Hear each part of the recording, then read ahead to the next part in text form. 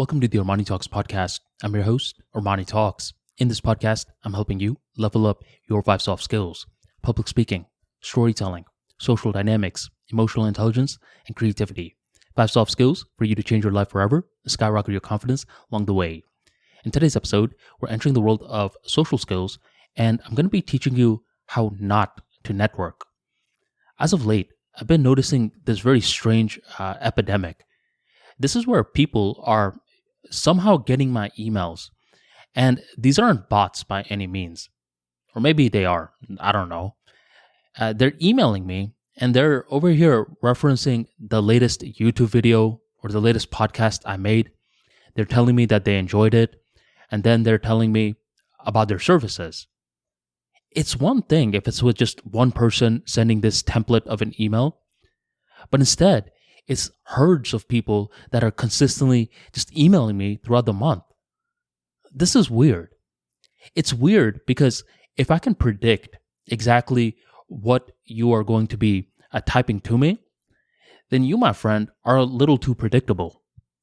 And every now and then, people may have a different philosophy from me.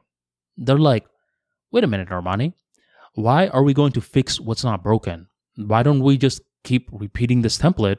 Because I'm pretty sure that these individuals have had some success with it in the past.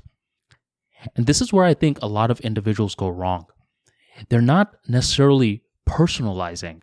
Instead, they're getting this mass idea and they're just pushing it onto others. Now, granted, on social media, a lot of things are numbers games. Like I could be like, you are the biggest idiot out there. How about you get my service? You would be like, man, that's not going to work.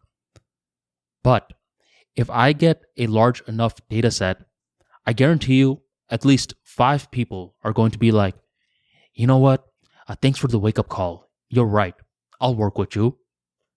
The most ridiculous lines can work online, especially when you're factoring in scalability. But just because it can work, does it mean that it should work? Once again, this is a very subjective question, and it really depends on whatever lifestyle that you're looking to pursue.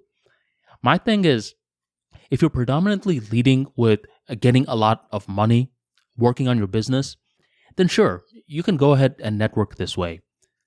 But I believe if you're trying to get meaningful connections, you really need to dial it back and understand who it is that you are trying to work with.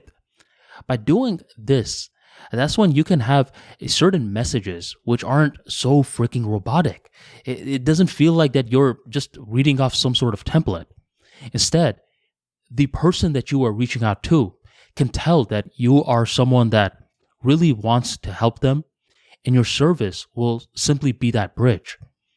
So this is simply a thing with philosophy. I believe my philosophy in terms of online networking is I'm not trying to network with all you guys.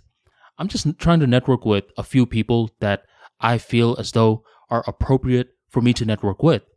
Not only because I can extract value out of them, but I can give value in return. And by having this quality mindset, I believe that I can form deep relationships with a very small group of people, and everyone else is simply going to be an acquaintance. Now, this is going to tremendously depend upon you. So take some time to see what is it that you want out of the internet. Are you trying to go wide? Are you trying to go deep? Are you trying to do a little bit of both? Surprisingly, all the answers are right. That's the versatility of networking online. Thank you very much for joining the ArmaniTalks podcast, and I'll catch you next time.